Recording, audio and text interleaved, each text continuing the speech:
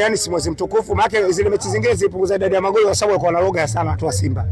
Hii mechi ya mwezi mtukufu, na unakumbuka Simba ikifika mwezi mtukufu mechi uwaga wanazitafutia sababu wanakimbia. Hata hii mimi nishasikia habari zao. Wanaitafutia sababu wakimbie. Hii mechi ya tarehe 1 wanaitafutia sababu wakimbie. Mechi Simba mwezi wa Ramadhani hawataki. Simba hawezi kukubali sana Yanga mwezi. Nini? Wewe umesahau Simba ametukimbia mwezi wa Ramadhani pale Benjamin Mkapa. Achana na ile atuchezingo. Kabla ya atuchezingo kuna mechi nyuma yake ambayo Simba alikimbia mwezi mtukufu. Ambao nyinyi mlikuwa saa 11, mwingine saa 1. Simba akasema basi saa 11 ndio huyo saa 11. Ulikuwa mwezi mtukufu shekhe. Unasahau vipi mahali? Simba tukarudiana maua akawasona. Turudiana baadaye wakaja wakakalia kama kawaida. Simba ikisafika mwezi mtukufu kuambia mechi hawataki. Kwa hiyo hapa unapotea. Wewe majini yako kwenye maji huko Mwenyezi Mungu.